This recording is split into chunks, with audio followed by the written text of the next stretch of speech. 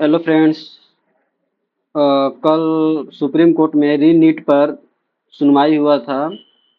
30 से ज़्यादा पिटिशन्स डाले गए थे। तो कल भी 8 जुलाई को भी किसी भी प्रकार से कुछ भी वैसा इन्फॉर्मेशन नहीं आया कि री नीट होगा कि नहीं। लेकिन हम लोग आखिर कल का पिटीशन सुनकर क्या उम्मीद लगा सकते हैं कि कल कितना चांसेज है पिटीशन और कितना चांसेज है दोबारा रीनीट होने का। तो आज का हमारा यही टॉपिक है। शुरू से अंत तक हमारे वीडियो को जरूर देखिएगा। यदि आप हमारे चैनल पर नए हैं तो प्लीज़ हमारे चैनल को सब्सक्राइब कर दीजिएगा और अपने दोस्तों तक जरूर शेयर कीजिएगा। और इस वीडियो को शुरू से अंत तक देखिएगा, तभी ऐसे टोटल बात समझ में आपको आएगा।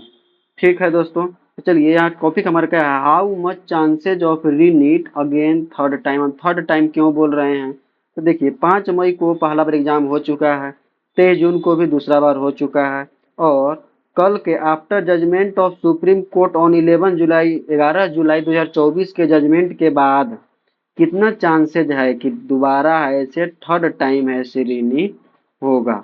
यही आज हम बात करेंगे कि हाउ मच चांसेज। तो देखिए, मैक्सिमम टू मैक्सिमम चांसेज है कि रीनीट हो सकता है। अदर वर्ड्स 99% चांस है कि रीनीट होगा।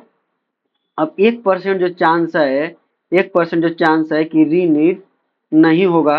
नो नो रीनीट क्यों? तो देखिए, एक तरह के पेटिशनर्स भी हैं इसके लिए कि नो रीनीट होना चाहिए, यानी कोई भी कुछ पेटिशनर्स ऐसे हैं, कुछ स्टूडेंट ऐसे हैं जिनका मार्क्स काफी अच्छा आया है, हमें कॉलेज मिल रहा है, और तैयारी करना किसी को अच्छा नहीं लगता है, दोबारा तैयारी करना कोई नहीं चाहेगा। तो वो भी पेटिशन दायर इनके में किए हैं कि दोबारा रीनीट नहीं होना चाहिए।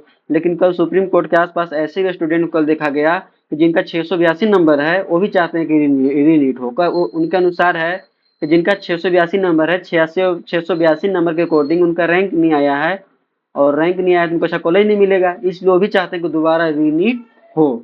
तो सुप्रीम 1% जितने भी स्टूडेंट है वो कौन कौन है? तो Supreme Court on Monday 8 July 2024 told that cancellation of NEET UG exam 2024 in its entirety is extreme last resort, as affected the life for 23 lakh student who wrote this prestigious exam। वो बोल रहे हैं, ओवरऑल क्या बोल रहे हैं कि जो 23 लाख स्टूडेंट एग्जाम दिए हैं, इतना प्रेस्टिजियस एग्जाम जो डॉक्टर को भगवान को माना जाता है, उसमें अगर पूरी तरह से जो एग्जाम है सो गोपनीयता यदि भंग हुआ होगा, यानी कि बहुत बड़ा लेवल पर यदि एग्जाम यदि भंग हुआ होगा, तो उसी केस में है से रीनीट करेंगे। पूरी तरह से भंग हुआ होगा तब, और अगर पूरी तरह से भंग नहीं हुआ होगा तो रीनीट नहीं होगा, यानी कि रीनीट नहीं होगा। पूरी तरह से भंग नहीं हुआ होगा तब है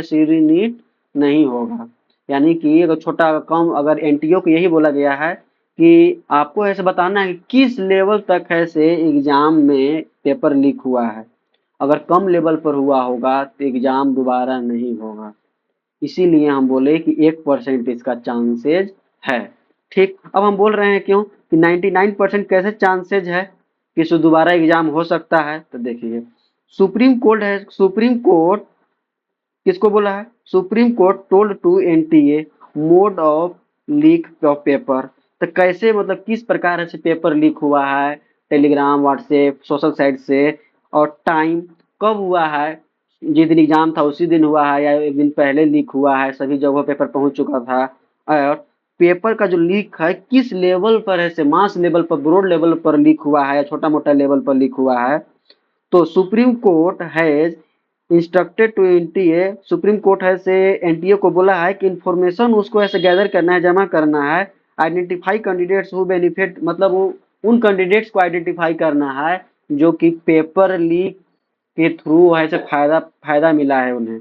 तो ऐसे तो बहुत मुश्किल है, और एनटीए साफ साफ बोल चुका है, और भारत का जो सरकार है अब एनटीए कि no petitioner, no paper leak at mass level. वो बोले हैं कि पेपर लीक ऐसे मास लेवल पर नहीं हुआ है, जहां तहां हुआ है, और जहां तहां हुआ है उनको ऐसे पकड़ लिया गया है, ऐसा वो बोल रहे हैं। सो नो रीनीट, समझ रहे हैं? और सीबीआई और पेटिशनर्स फॉर रीनीट, अब यही दो फैक्टर है, सीबीआई और पेटिशनर जो रीनीट के लिए किए हैं, उनको एक्सप्लोर करने के लिए डाटा, ज्यादा से ज्यादा डाटा एक्सप्लोर करना होगा कल और आज में, कि और एविडेंसेस जमा करना होगा कि पेपर लीक सच में बहुत बड़ा लेवल पर हुआ है।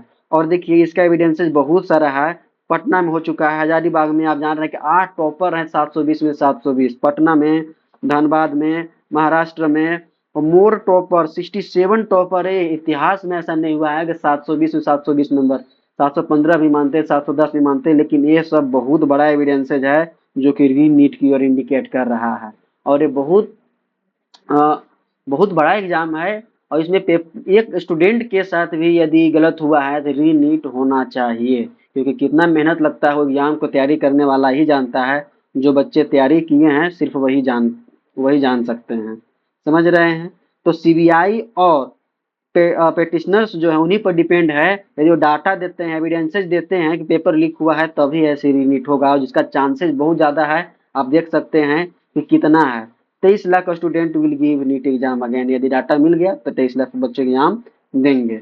अब इतना डाटा है, ये सब ऐसे क्या बता रहा है? ये सब डाटा बता रहा है कि रीनीट होना चाहिए। समझ रहे हैं? और एक दूसरी बात कि 700 मार्क्स से ज़्यादा है, से 2000 स्टूडेंट का आया है 700 मार्क्स से। तो समझिए कि बहुत बड़ा लेवल पर हुआ है पेपर लीक। तो ये सब चीज़ें ऐसे इंडिकेट कर रहा है कि ज़्यादा से ज़्यादा चांस है कि आपका ऐसे रीनीट होगा, और 1% चांस भी है कि रीनीट नहीं होगा। समझ रहे हैं? तो ओवरऑल बात यही था। यदि आप हमारे चैनल पर नए हैं तो हमारे चैनल को प्लीज़ सब्सक्राइब कर देंगे और अपने दोस्तों तक ज़रूर शेयर करेंगे।